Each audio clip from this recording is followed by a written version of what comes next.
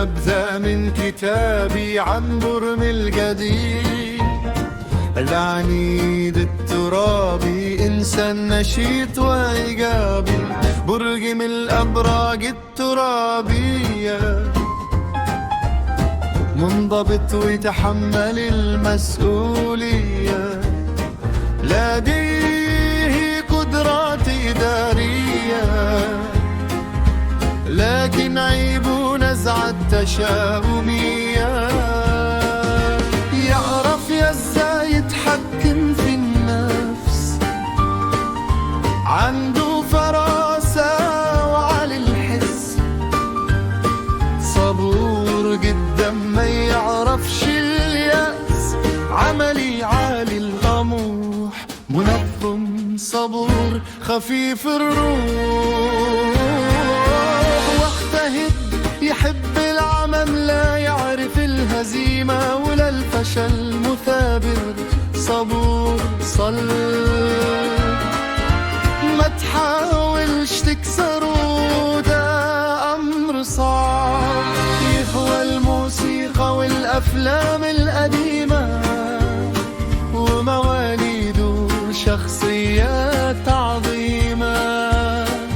يعيبوا التشاؤم والجمود،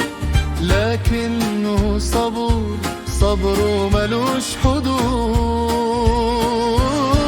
لا ينسى الجميل ولا ينسى الأذية،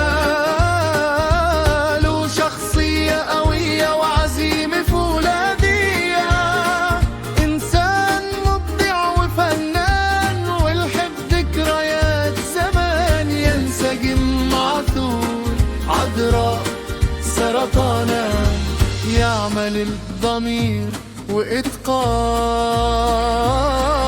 يحب العيلة والاستقرار، يسعى ورا هدفه للنهار، يحب التخطيط طويل الأمان،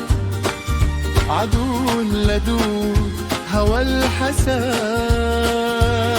ملتزم جدا بالمواعيد، صديق رائع وصاحب فريد، يعبر عن حبه بالفعل مش بالكلام أو القمول،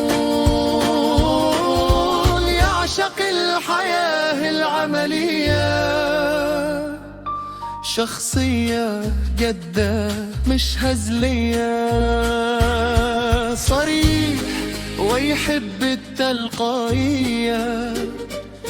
مسالم ما يحبش العدائية،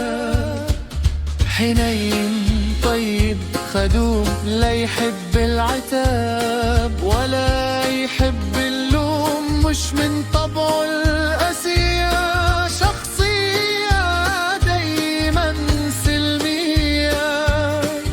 ما يحبش الضر ما يحبش الأذية،